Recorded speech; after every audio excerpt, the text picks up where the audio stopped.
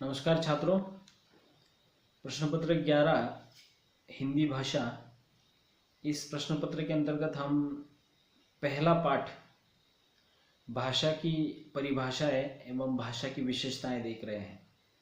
तो हमारी भाषा की परिभाषाएं हो चुकी है और भाषा की विशेषताएं ये मुद्दा हम देख रहे थे और उसमें से 10-11 विशेषताएं मैंने विश्लेषित करके आपके सामने प्रस्तुत की है और 3-4 विशेषताएं रही है। मैं इस लेक्चर में आपके सामने प्रस्तुत करूंगा, उसका विश्लेषण भी प्रस्तुत करूंगा और ये सभी विशेषताएं आपको आने वाली परीक्षा की दृष्टि से भी बेहद महत्वपूर्ण है।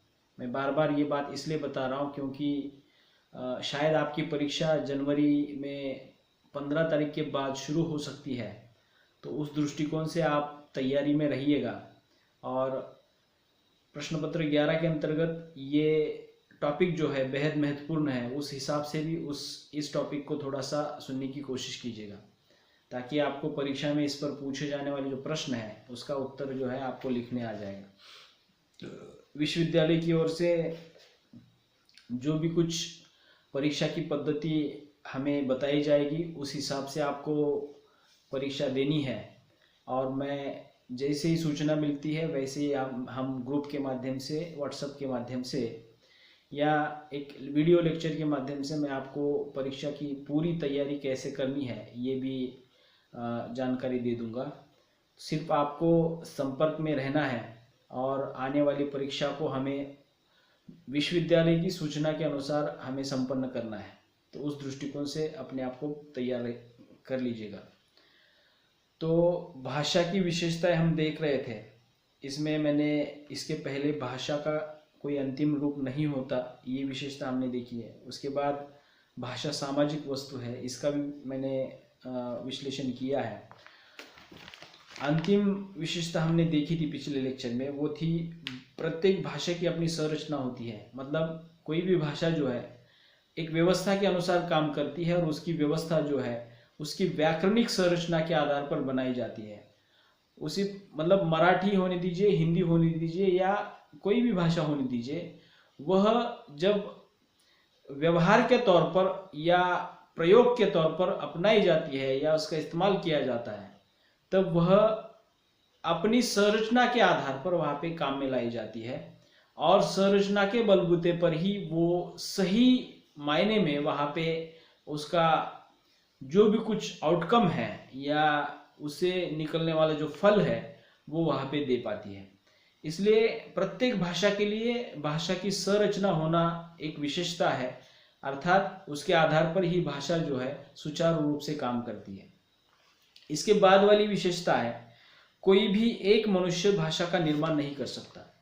इसका मतलब क्या है कि भाषा जो है सामाजिक वस्तु है, मतलब भाषा समाज में निर्माण होती है, समाज के लिए काम करती है और समाज ही उसको चलाता है या उसको प्रयोग करता है। इसलिए कोई एक व्यक्ति जो है भाषा के विभिन्न शब्दों को स्वयं गढ़कर उस भाषा को बना नहीं सकता। अर्थात मुझे बताना क्या है कि भाषा समाज के प्रयोग की वस्तु होने के कारण समाज से तात्पर्य यह है कि एक व्यक्ति से दूसरा व्यक्ति, अर्थात अपने से कोई दूसरा व्यक्ति वहां पे होना जरूरी होता है, तभी वहां पे भाषा काम करती है। इसलिए कोई भी एक मनुष्य जो है अपने लिए या अपने खुद के लिए भाषा का निर्माण नहीं कर सकता।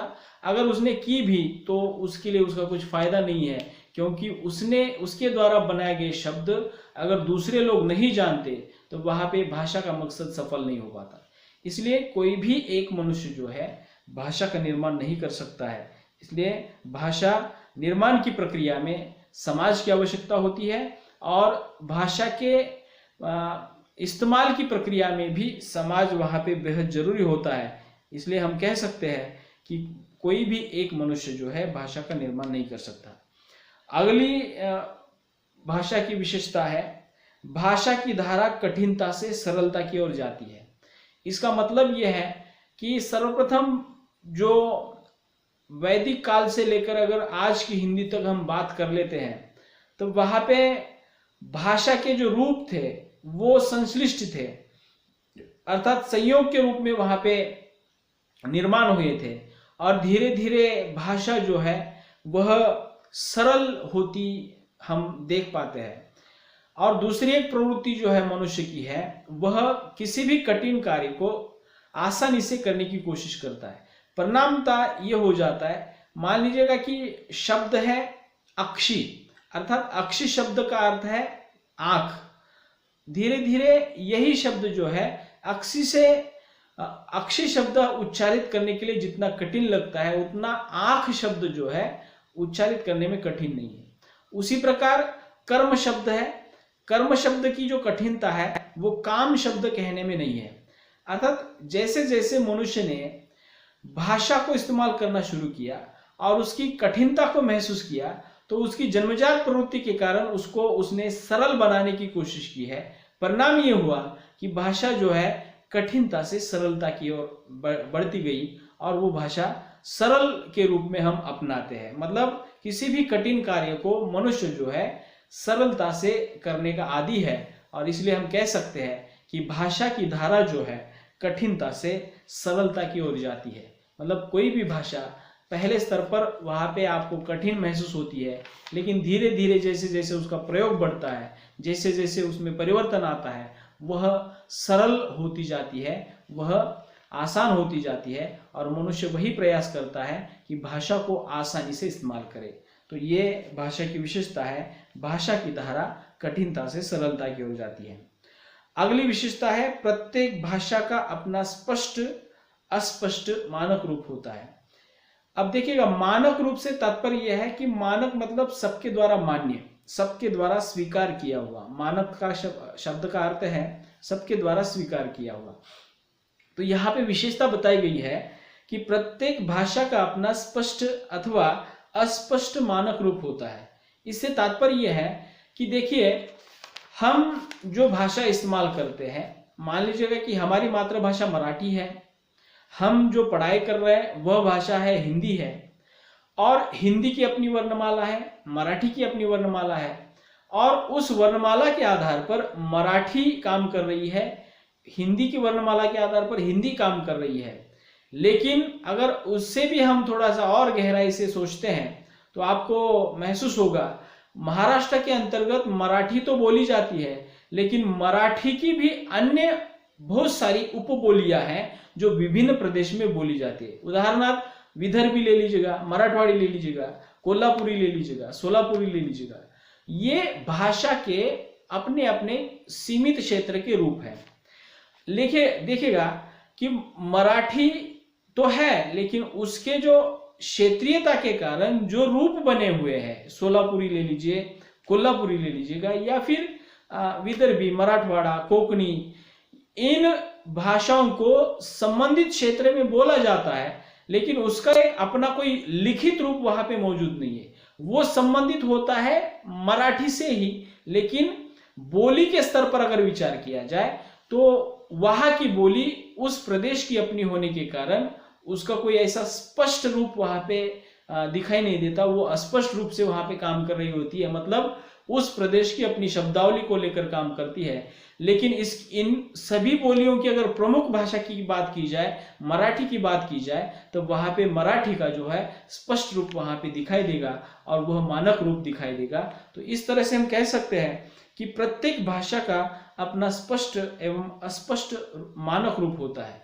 मतलब प्रत्येक भाषा दो रूप में काम करती है। प्रादेशिक या क्षेत्रीय स्तर पर वह अस्पष्ट रूप से वहां पे अपने अपने बोलचाल में वहां पे कार्यरत होती है, और वही भाषा जो है स्पष्ट रूप से मानक रूप में वहां पे कार्यालयीन कामकाज में या शहरी इलाकों में जो है इस्तेमाल की जाती है। इसलिए भाषा की विशेषता बन जाती है, प्रत्येक भाषा का अपना स्पष्ट एवं अस्पष्ट मानक रूप होता है। अगली और अंतिम विशेषता है 15वीं, देखिएगा, भाषा संयोग अवस्था से वियोग अवस्था की ओर जाती है। सबसे पहले दो शब्दों की ओर मैं थोड़ा सा आपका ध्यान खींचना चाहता हूं। इसमें दो शब्द आ गए हैं, संयोग अवस्था और वियोग अवस्था। इन शब्दों के अर्थ समझ लीजिएगा। संयोग मतलब मिलजुल कर आने वाला, और वियोग मतलब क्या है, अलग अलग होकर या विभाजित होकर प्रयोग होने वाला। तो यहाँ पे विशेषता बताई गई है कि भाषा संयोग अवस्था से वियोग अवस्था की ओर जाती है। इससे तात्पर्य यह है कि देखिएगा, हिंदी की जो पूर्ववर्ती भाषा है संस्कृत, वो जिस जमाने में या जिस काल में वो कार्यरत थी या जिस समय में वो इस्तेमाल की जा रही थी, तो संस्कृत एक संश्लिष्ट भाषा है, संयोग अवस्था की भाषा है। मतलब संस्कृत में बहुत सारे बातें जो है मिलजुल कर लिखी जाती थी। वहां पे जिस प्रकार हम देखते हैं कि आज हिंदी में कर्ता कर्म क्रिया, वो तीनों चीजें जो है या तीनों बातें जो है अलग अलग तरीके से लिखी जा रही है, वो बात जो है उस जमाने में या उस कालखंड में संस्कृत में नहीं थी। सभी बातें जो है एक साथ वहां पे लिखी जा रही थी। मतलब ये भाषा का जो रूप है, भाषा निरंतर जो है संयोग अवस्था से वियोग अवस्था की ओर बढ़ती हुई आपको दिखाई देगी। एक उदाहरण मैं आपको बता देता हूं। संस्कृत का एक वाक्य है, आपको ये शायद एक शब्द लग सकता है, लेकिन ये वाक्य है कौन सा? रामः गच्छन्ति। अब अर्थात ये संस्कृत का पूरा वाक्य है, लेकिन एक शब्द के जैसा हमें महसूस होता है। तो संस्कृत में संयोग अवस्था से वियोग अवस्था की ओर कुछ बातें जो है वहां पे हुई दिखाई देती है। देखिएगा, संस्कृत में जो भी कुछ स्थितियां थी या जिस प्रकार से भाषा का प्रयोग की जो विधि थी, उसमें हम देखते हैं कि ज्यादातर बातें मिलजुल कर वहां पे लिखी जाती थी। मतलब कर्ता कर्म क्रिया एक साथ जोड़कर वहां पे लिखा जाता था। परंतु धीरे धीरे लौकिक संस्कृत, पाली, प्राकृत, अपभ्रंश से होते होते हम आज पश्चिमी हिंदी से आज खड़ी बोली हिंदी तक आ जाते हैं। तब हमें ये देखने को मिलता है कि संस्कृत की जो संयोग अवस्था है वो अब थोड़ी सी वियोग अवस्था की हम आए हुए दिखाई देते हैं। क्योंकि आज संस्कृत के जो मिले जुले रूप थे, आज वह जो है कर्ता कर्म क्रिया के रूप में अलग अलग तरीके से वहां पे लिखे जा रहे हैं। अर्थात मुझे बताना यह है कि भाषा जो है संयोग अवस्था से वियोग अवस्था की ओर जाती है। इसका मतलब यह है कि मिलजुल कर आने वाली बहुत सारी चीजें जो है धीरे धीरे अलग अलग तरीके से वहां पे आने के कारण वह उस भाषा में जो है सरलता पाई जाती है और वो भाषा आसान बनाने की एक प्रक्रिया है। तो इस तरह से मैं आपको और एक बात बताना चाहता हूं कि संयोग अवस्था मतलब अभी जो मैंने बताया था कि मिलजुल कर आने वाली चीजें, और वियोग अवस्था मतलब अलग अलग करके आने वाली चीजें। तो यहाँ पे हम देख सकते हैं कि कोई भी भाषा पहले अपने स्तर पर वो संयोग अवस्था के स्थिति में रहेगी और दूसरे स्तर पर जो है वो वियोग अवस्था की ओर बढ़ती हुई आपको दिखाई देगी। तो इस तरह से लगभग 15 भाषा की विशेषता है। मैं फिर से एक बार दोहराता हूं ताकि विश्लेषण के साथ साथ आपको ये याद आ जाए। पहली विशेषता है, देखिए, भाषा पैतृक संपत्ति नहीं है। दूसरी है भाषा अर्जित होती है। तीसरी विशेषता है भाषा अनुकरणशील होती है।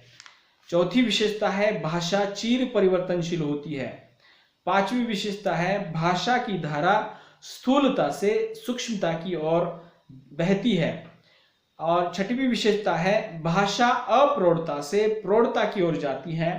सातवीं विशेषता है प्रत्येक भाषा की अपनी भौगोलिक सीमा होती है। आठवीं विशेषता है प्रत्येक भाषा की अपनी ऐतिहासिक सीमा होती है। नवीं विशेषता है भाषा का अपना अंतिम रूप नहीं होता। 10वीं विशेषता है भाषा सामाजिक वस्तु है। 11वीं विशेषता है प्रत्येक भाषा की अपनी संरचना होती है। 12वीं विशेषता है कोई भी एक मनुष्य भाषा का निर्माण नहीं कर सकता। 13वीं विशेषता है भाषा की धारा कठिनता से सरलता की ओर जाती है।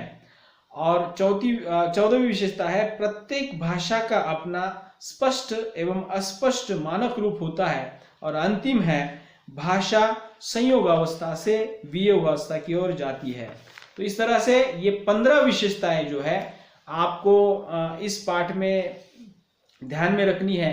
परीक्षा में भी इसमें से कुछ प्रश्न आ सकते हैं। तो इस लेक्चर को जो है 2-3 बार सुन लीजिएगा। मुझे लगता है कि आपको ये आसानी से समझ में आ जाएगा। अगर कुछ समझ में नहीं आता है तो कभी भी मुझे पूछने की कोशिश कीजिएगा, मैं आपको पूरा जो है उसका विवरण दे दूंगा। अगले लेक्चर में अगले टॉपिक के साथ मिलते हैं, तब तक के लिए रुकते हैं। धन्यवाद।